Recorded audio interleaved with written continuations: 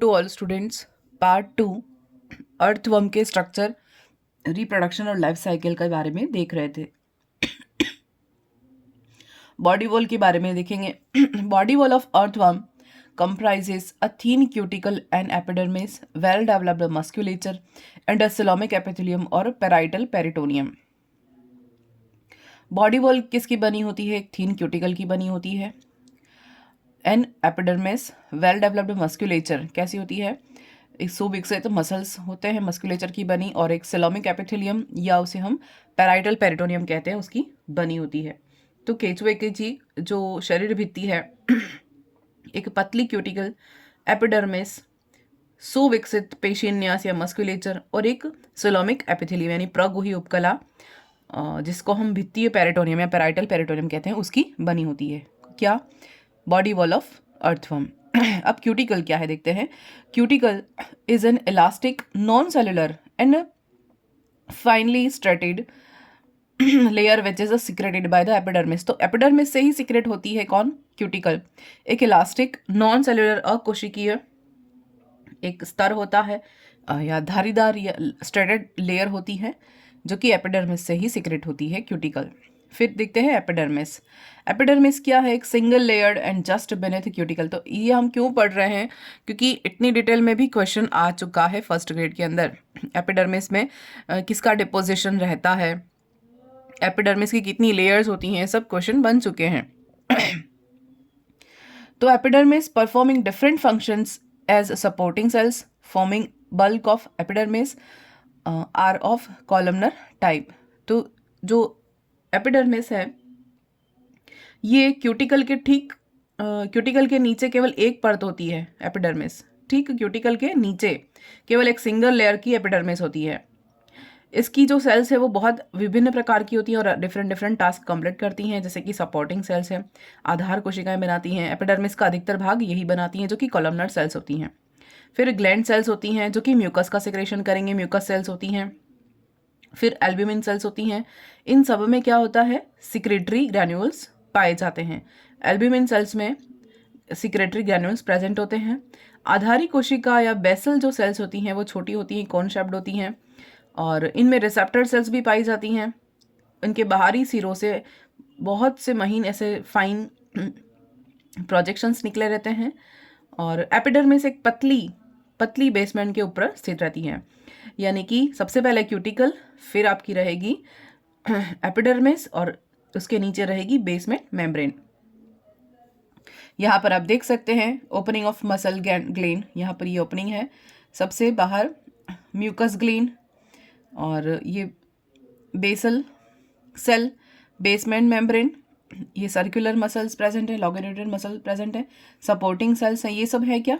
इसी का पार्ट है एपिडर्मिस का। इसको संयुक्त रूप से एपिडर्मिस ही कहेंगे। ये नीचे वाली पैराइटल पेरिटोनियम।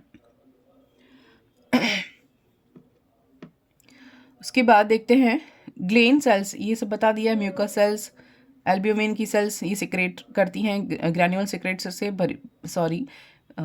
सिक्रेटरी ग्रैन्यूल से ये एल्ब्यूमिन भरा रहता है। फिर बेसल सेल्स ये भी देख चुके हैं, गोल होती हैं, कॉनिकल होती हैं, और रिसेप्टर सेल्स ग्राही सेल्स भी होती हैं जो क्या करती हैं?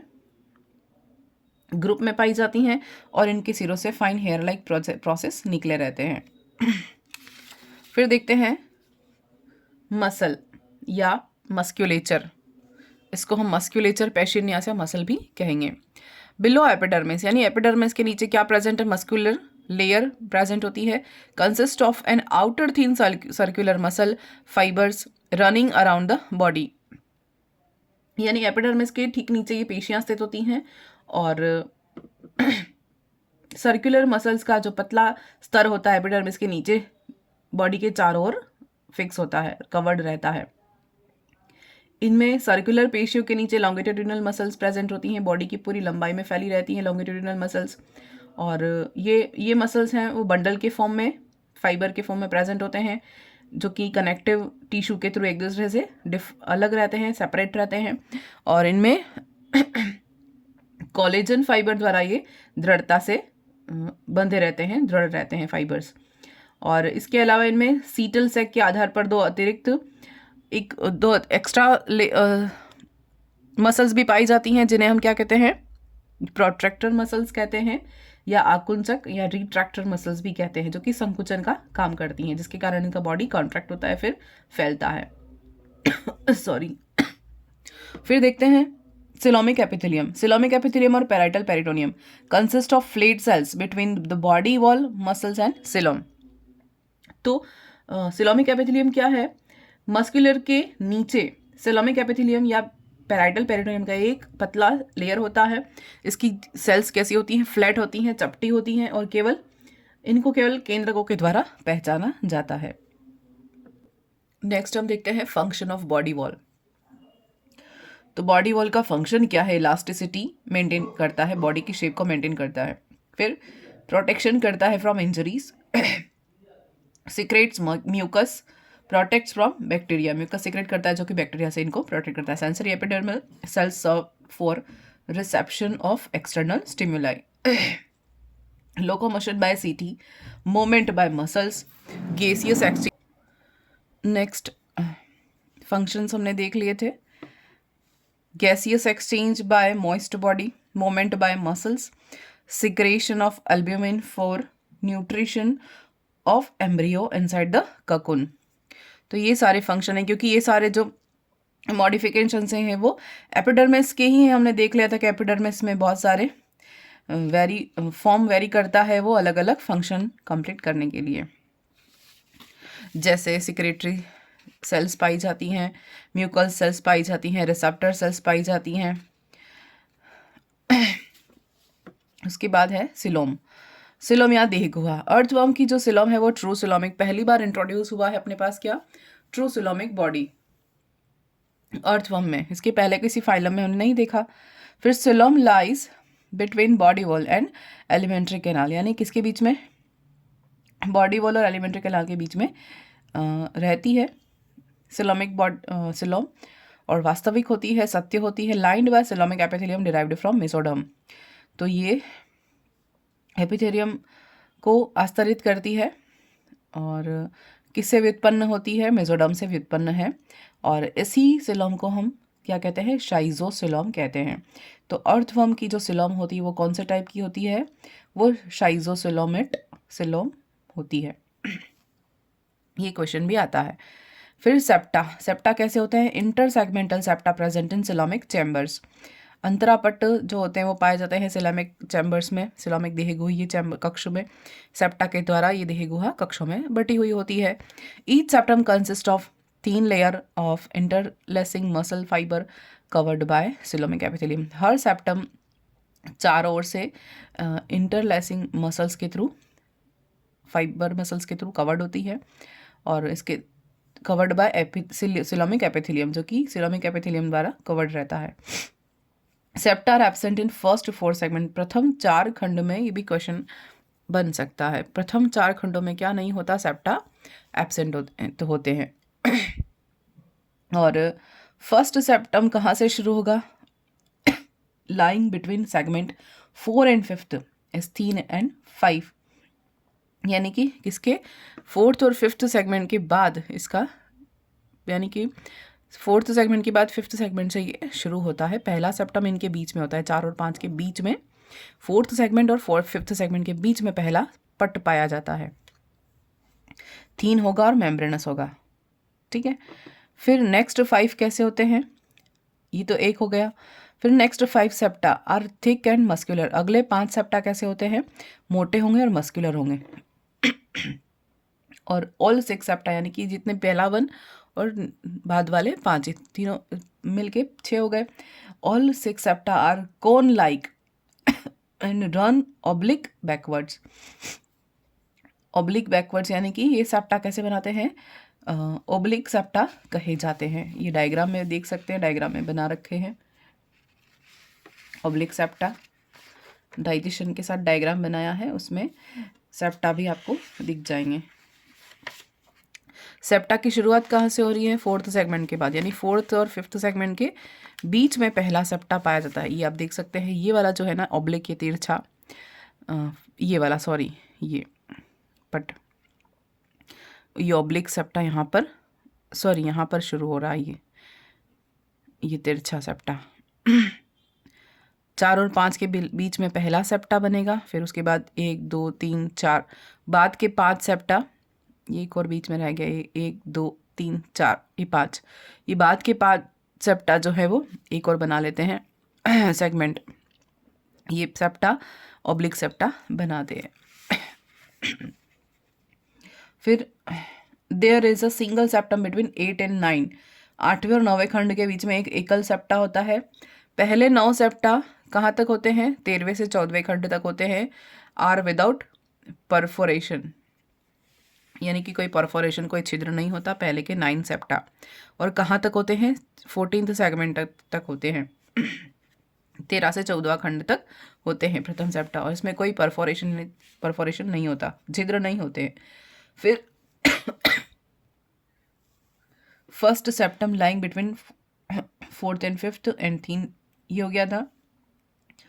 फिर remaining septa beginning from septum 14 to 15 are perforated by numerous sphinctered oval और सर्कुलर अपर्चर।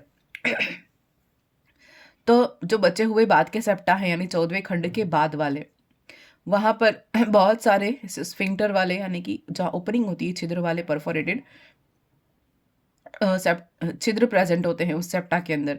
और वो कैसे होते हैं? ओवल या सर्कुलर शेप के होते हैं। ये इस तरह से, इसे ये स्फिंक्टर यहाँ पर दिखा रखे हैं, ये बीच में मसल फाइबर है, इस तरह से ये सेप्टा प्रेजेंट होते हैं, उसके बीच में इस तरह से स्फिंक्टर प्रेजेंट है, यानी अपर्चर प्रेजेंट है। फिर देखते हैं फिजियोलॉजी ऑफ एक्सक्रीशन। नेक्स्ट हम देखते हैं लोकोमोशन। फिजियोलॉजी ऑफ एक्सक्रीशन हम बाद में देखेंगे, उसके पहले बहुत सारे सिस्टम हैं। तो according to the Gray scientist और लिजमान 1938 में उन्होंने क्या कहा? वर्म्स की बॉडी एक्सटेंडेड होती है इन कॉन्ट्रैक्ट अफेक्टिंग सर्कुलर मसल्स, यानी सर्कुलर मसल्स के कारण उनकी बॉडी कैसी होती है? एक्सटेंड होती है, कॉन्ट्रैक्ट होती है। और this causes body to become thinner and longer, लंबी और पतली हो सकती है। When longitudinal muscles contract body thickened and shorten, तो जो लॉन्गिट्यूडिनल मसल्स होती हैं उसके कारण इनकी बॉडी कैसी होती है? लंबी और श्रिंक हो सकती है, कॉन्ट्रैक्ट होती है। हमने देखा भी होगा अर्थवर्म को मूव करते हुए। फिर है earthworm travels a distance about 25 centimetre in 1 minute, 1 minute में कितना ट्रैवल कर सकता है? ये 25 सेंटीमीटर तक ही ट्रैवल कर सकता है। During locomotion coelomic fluid serve as a kind of hydraulic skeleton, इसकी बॉडी में जो स्केलेटन है वो क्या होता है? हाइड्रोलिक स्केलेटन जो है वो लोकोमोशन में काम करता है, जो कि वो कौन होता है? सिलोमिक फ्लूइड, या उनकी देह गुहा जो फ्लूइड होता है, तरल होता है, वो ही क्या करता है? लोकोमोशन के दौरान स्केलेटन की तरह काम करता है, जिसके कारण ये मूव कर पाते हैं। ये हो गया अपना एक्सटर्नल मॉर्फोलॉजी। अब हम आते हैं सिस्टम्स पर, फिजियोलॉजी पर। सबसे पहले देखते हैं डाइजेस्टिव सिस्टम। पहला अपना क्या है? डाइजेस्टिव सिस्टम कैसा है? स्ट्रेट होगा, सीधा है क्योंकि एनिमल की बॉडी सीधी है। फिर एलिमेंट्री कैनाल कैसी होती है? कंप्लीट होती है क्योंकि एनएस भी प्रेजेंट होता है माउथ के साथ, ड्यूटेरोस्टोम्स प्रेजेंट एनिमल है। फिर बकल कैविटी, बकल कैविटी कैसी है? फर्स्ट टू थर्ड सेगमेंट में प्रेजेंट होती है, यानी कि 2.5 होती हैं, 2.5 सेगमेंट तक, पहले से तीसरे सेगमेंट में बकल कैविटी। माउथ प्रेजेंट होता है क्योंकि इसके अंदर कैसा होता है? क्रेसेंटिक यानी अर्धचंद्राकार, situated ventral to prostomium at the anterior end the peristomium, leads into a short narrow protrusible buccal chamber, यानी कि वो आगे भी जा सकता है, पीछे भी जा सकता है, इस तरह से प्रोट्रूसिबल होता है। फिर फेरिंग्स कौन से सेगमेंट में प्रेजेंट होती है? 3rd to 4th। ये क्वेश्चन बनते हैं कि फेरिंग्स कौन से सेगमेंट में, ये ऐसे क्वेश्चन बनते हैं। और एक यूनिक हम अगर देखें तो एनेलिड, तो हम ये एनेलिडा में अर्थवर्म तो पढ़ रहे हैं, लेकिन अगर हम नेरिस पढ़ेंगे ना, तो नेरिस में क्या है? उसकी फेरिंग्स, एक क्वेश्चन ऐसे बनते हैं, उसकी फेरिंग्स क्या वो करता है? बॉडी के माउथ के बाहर निकालता है अपने फूड को कैप्चर करने के लिए। तो फेरिंग्स कैसी होती है? फेरिंग्स प्रोट्रूसिबल होती है इसके अंदर, किसमें? नेरिस में। अभी हम अर्थवर्म की बात कर रहे हैं। तो ये कौन से सेगमेंट में प्रेजेंट है? 3rd से 4th सेगमेंट में प्रेजेंट है। फिर स्पेशियस पियर शैप्ड, यानी कि कैसी होती है? पियर शेप की होती है, मस्कुलर होती है, एक्सटेंडेड या extends up to the 4th segment, 4th segment तक होती है। Pharynx wall containing salivary chamber, इसमें क्या होता है? सलाइवरी चैम्बर प्रेजेंट होते हैं। फिर देखते हैं ईसोफेगस। ईसोफेगस से 7th सेगमेंट तक प्रेजेंट होता है। फेरिंग्स के पीछे होता है। और ईसोफेगस को हम गलेट भी कह सकते हैं। Short narrow thin walled tube like structure होती है, 7वें सेगमेंट तक प्रेजेंट होता है। फिर देखते हैं गिजार्ड, ये इंपॉर्टेंट है। तो क्वेश्चन कैसे आ सकते हैं, जैसे एक पाथ पूछ लिया कि डाइजेस्टिव सिस्टम का ट्रैक बताइए या पाथ बताइए, तो ये सीक्वेंस एरो बना के पूछ रहे थे कि सबसे पहले बकल कैविटी, फिर फेरिंग्स है, ईसोफेगस है, तो ये सीक्वेंस तो सही यही है, तो आगे पीछे करके इसको स्क्रैम्बल करके पूछ सकते हैं। गिजार्ड के बाद स्टमक के बाद इंटेस्टाइन के बाद एनस या रेक्टम। उसके बाद गिजार्ड देखते हैं हम। तो गिजार्ड कौन से सेगमेंट में प्रेजेंट होता है? 8वें सेगमेंट में प्रेजेंट होता है, 8th सेगमेंट में। Esophagus modify into prominent oval hard thick word that gizzard lying in 8th segment internally lined by the tough cuticle। तो इसोफेगस आगे जाके किस में बदलता है? आगे जाके वो एक हार्ड थिक वॉल में कन्वर्ट होता है, गिजार्ड चैम्बर बनाता है, जो कौन सा सेगमेंट होता है? 8वां सेगमेंट होता है बॉडी का। और अंदर से ये क्यूटिकल से आस्तरित रहता है। ये टफ होती है, जो लेयर है ना, या ये जो ऑर्गन है वो कैसा है? टफ है। क्यों? इसके अंदर फाइन डेंटिकल्स क्यूटिकल के प्रेजेंट होते हैं, जो कि ये जो सॉइल खाते हैं उन सॉइल को मेस्टिकेट करने के लिए हेल्प करते हैं। फिर stomach extend from segments 9 to 14, यानी 9वें से 14वें खंड तक क्या प्रेजेंट है? स्टमक प्रेजेंट है। विद स्फिंक्टर, एक स्फिंक्टर भी होता है हर एंड पर। Gizzard followed by short narrow tube and stomach highly vascular glandular with the internal transverse folds। फिर इंटेस्टाइन देखते हैं। इंटेस्टाइन अगला रीजन कौन सा आएगा? इंटेस्टाइन होगा। लॉन्ग वाइड वोल्ड कैसी होगी? एक्सटेंड थीन वॉल होगी। कहाँ तक चलेगी? 15 सेगमेंट से लास्ट सेगमेंट तक चलती है। 15वें सेगमेंट से इंटेस्टाइन शुरू होगी और कहाँ तक चलेगी? लास्ट तक चलेगी। ये भी 3 पार्ट में डिवाइड होता है, इंपॉर्टेंट है, देखते हैं। Beaded appearance due to circular septa, क्योंकि यहाँ पर सर्कुलर सेप्टा होते हैं, सो बीड लाइक अपीयरेंस होता है। और ये डिविजिबल इनटू 3 पार्ट्स, 3 पार्ट में डिवाइड होता है। इंपॉर्टेंट है, बहुत इंपॉर्टेंट है। जो बच्चे पढ़ रहे हैं उनको आता भी होगा ये अच्छे से, हम तो रिवीजन कर रहे हैं सिर्फ। तो प्री टिफ्लोसोलर रीजन, पहले वाले रीजन को हमने किस में बांटा था? टिफ्लोसोल के पहले। तो इंटेस्टाइन का जो इंपॉर्टेंट पार्ट है ना, वो टिफ्लोसोल है। तो टिफ्लोसोल यानी 15 से लेके लास्ट सेगमेंट तक, तो इसको बीच वाला सेगमेंट तो टिफ्लोसोलर हो गया। उसके पहले वाला सेगमेंट क्या हो गया? प्री टिफ्लोसोलर हो गया। और उसके बाद वाला क्या हो गया? पोस्ट टिफ्लोसोलर रीजन कहा जाएगा। तो ये कहाँ तक होता है? 15th to 26th सेगमेंट, 15वें खंड से लेकर 26th सेगमेंट पर प्रेजेंट होता है। हाईली वस्क्यूलर है, माइन्यूट विलाइज प्रेजेंट होते हैं और इंटरनली फोल्डेड होता है ये। फिर है typhlosolar region. Middle part lies between 27th segment, कहाँ तक होता है? 27वें खंड से शुरू होता है। ये 26 तक तो ये हो गया, 27वें से ये शुरू होगा। और कहाँ तक होता है? 23 से लेके 25 खंड 27 के बाद शुरू होंगे, तो 27 से कितने? 23 खंड और 25वें खंड तक एनस के पहले तक के 25वें खंड, एनस के पहले के 25वें खंड तक ये प्रेजेंट होता है। फिर ये भी हाईली ग्लैंडुलर होती है, और यानी अगर 27 को 1 माने और उसके बाद 23 से 25 खंड पूरे के पूरे बीच के होते हैं, वो क्या कहा जाएगा? टिफ्लोसोलर रीजन। और वस्कुलर होती है, लॉन्गिट्यूडिनल रीजेस होती हैं, arise as a median in intestinal cavity called typhlosolar region. अभी होता क्यों है, क्या कारण है? क्योंकि ये जो खाना खा रहा है, जो भी फूड इंटेक कर रहा है ऑर्गेनिक मैटर को, उसको यहाँ पर तो डाइजेस्ट हो जाएगा, यहाँ मेस्टिकेट हो जाएगा, यहाँ पर तो एब्जॉर्ब होगा, एसिमिलेशन होगा। तो एब्जॉर्ब करने के लिए उसे थोड़ी देर रुकना पड़ेगा, जो भी फूड है इसका, उसको न्यूट्रिएंट्स को क्या करना पड़ेगा? होल्ड करना पड़ेगा। तो होल्ड कराने के लिए इसमें इतने सारे फोल्ड पाए जाते हैं, इतने सारे जो चैम्बर पाए जाते हैं, पहला रीजन, दूसरा रीजन, तीसरा रीजन, ताकि फूड है वो स्टोर हो। फूड यानी कि जो डाइजेस्टेड फूड है वो थोड़ी देर होल्ड करेगा, ताकि न्यूट्रिएंट्स का एब्जॉर्प्शन आसानी से हो सके। वैसे ही जैसे हम स्कोलियोडोन में पढ़ते हैं, स्क्रॉल वॉल्व, जो 2.5 बार लपेटी हुई स्क्रॉल वॉल्व होती है, वो सबने पढ़ा भी होगा। फिर देखते हैं, वो भी पढ़ेंगे। फिर देखते हैं पोस्ट टिफ्लोसोलर रीजन।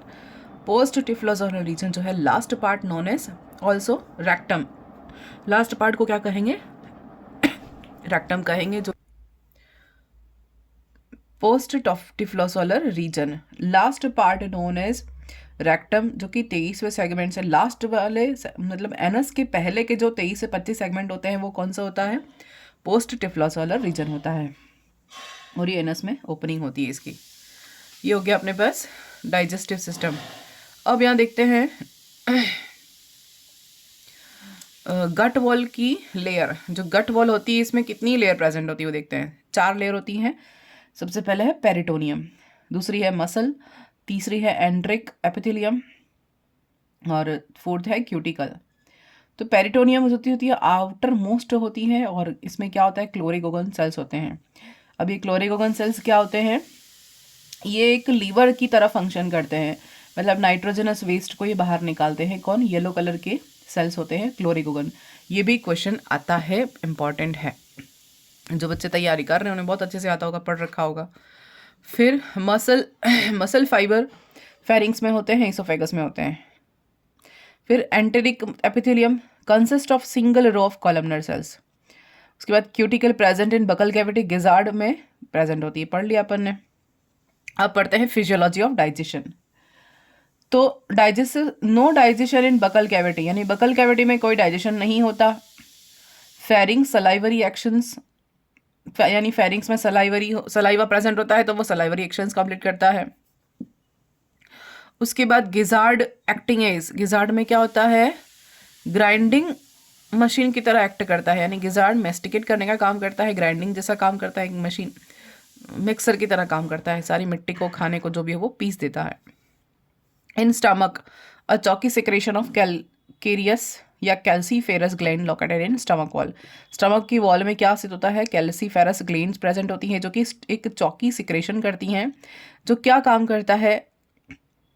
इनकी सॉइल के अंदर जो ह्यूमिक एसिड प्रेजेंट होता है उसको न्यूट्रलाइज करने का काम करता है। इसको न्यूट्रलाइज यानी उदासीन करने का काम करेगा। किसको? ह्यूमिक एसिड को, जो कहाँ होता है? सॉइल के अंदर, और ये सॉइल उनके पेट में होती है। फिर intestine. Intestine is the principal site of the digestion, क्योंकि यहाँ एब्जॉर्प्शन होता है इसलिए सबसे इंपॉर्टेंट है, मेन पार्ट है। Intestinal wall consist of glandular cells. यहाँ ग्रंथिल कोशिकाएं होती हैं जो secretes digestive juice containing pepsins. क्या क्या सिक्रेट करती हैं? डाइजेस्टिव जूस सिक्रेट करती हैं, pepsin, trypsin, amylase, lipase, protease, peptones as and cellulose. तो हमें पता है डाइजेशन, हम अगर फिजियोलॉजी नॉर्मल पढ़ें, फिजियोलॉजी पढ़ते हैं हम, तो ये तो कॉमन सी चीज़ है कि ट्रिप्सिन है, ये दोनों प्रोटीन्स का पाचन करेंगे, अमाइलेज कार्बोहाइड्रेट का, लाइपेज लिपिड्स का, प्रोटीएज प्रोटीन्स का, पेप्टोन्स का, और ये सेलुलोज का पाचन करेगा।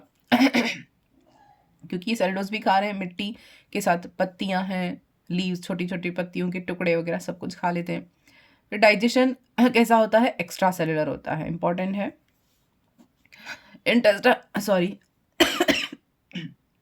Intestine absorbs the digestive nutrients. Intestine क्या करेगी? उसका क्या काम है? एब्जॉर्प्शन करना न्यूट्रिएंट्स का, सिंपल है। अब ये देखते हैं यहाँ पर मैंने क्या बनाया है, इंटेस्टाइन का टिफ्लोसोलर रीजन बनाया है। टीएस है उसका, ट्रांसवर्स सेक्शन है, सबसे बाहर क्यूटिकल, फिर एपिडर्मिस, फिर ये टिफ्लोसोलर रीजन है बीच वाला, ये सिलोम है, फिर लॉन्गिट्यूडिनल मसल लेयर है, वेंट्रल ब्लड वेसल्स हैं ये, फिर ये है सब न्यूरल ब्लड वेसल्स, उसके बाद ये डॉर्सल ब्लड वेसल्स है, ये दोनों क्या है? सुप्रा इंटेस्टाइनल एक्सक्रीटरी डक्ट है, ये कैपिलरीज ऑफ इंटरनल प्लेक्सस है, और ये वेसल्स वेसरल पेरिटोनियम है यहाँ पर ये, फिर ये है सर्कुलर मसल लेयर है, और ये है पेराइटल पेरिटोनियम है, और ये पेराइटल पेरिटोनियम, ये जो है ना, ये पूरी लेयर बड़ी बड़ी सेल्स, ये पेराइटल पेरिटोनियम है, और ये जो है वो वेंट्रल नर्व कॉर्ड है, ये गोल गोल जो दिख रहा है वो वेंट्रल नर्व कॉर्ड है। तो ये डाइजेशन की फिजियोलॉजी यहाँ पर इस डायग्राम के साथ ख़त्म करते हैं। ये गिजार्ड का भी डायग्राम बना रखा है, फिजियोलॉजी में कंप्लीट हो चुका है। सिर्फ डायग्राम देख लेते हैं। ये ल्यूमेन ऑफ गिजार्ड, गिजार्ड का ल्यूमेन, उसके चारों ओर क्यूटिकल की लेयर है, इनर क्यूटिकल, जो कि डेंटिकल्स बनाती है, मैस्टिकेट करने का काम करती है। फिर ये लैटरल इसोफेजियल वेसल है, ये वेंट्रल ब्लड वेसल्स है, ये वेंट्रल नर्व कॉर्ड है, ये जो है वो सेप्टम है। फिर यहाँ पर ये मसल स्ट्रेटेड मसल्स प्रेजेंट है। ये coelomic cavity, dorsal blood vessels, ये आउटर क्यूटिकल, और ये अंदर वाली एपिथेलियम है, या सॉरी एपिडर्मिस है। अब देखिए फर्स्ट माउथ है सेगमेंट में, यहाँ पर माउथ, फिर बकल कैविटी, बकल चैम्बर जो है वो, ब्रेन भी यहाँ प्रेजेंट है। फेरिंग्स फोर्थ में, फिर इसोफेगस 5 to 7 सेगमेंट में, उसके बाद गिजार्ड 8वें सेगमेंट में, फिर ये ओब्लिक सेप्टा प्रेजेंट थे। ये स्टमक 9 to 14 सेगमेंट में स्टमक प्रेजेंट है।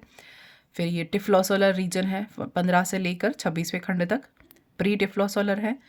फिर टिफ्लोसोलर रीजन 27वें सेगमेंट में, ये इंटेस्टाइनल सीकम जो है वो। फिर पोस्ट टिफ्लोसोलर है वो 27 सेगमेंट के बाद 25 सेगमेंट तक, और यानी लास्ट के जो 25 सेगमेंट्स हैं वो।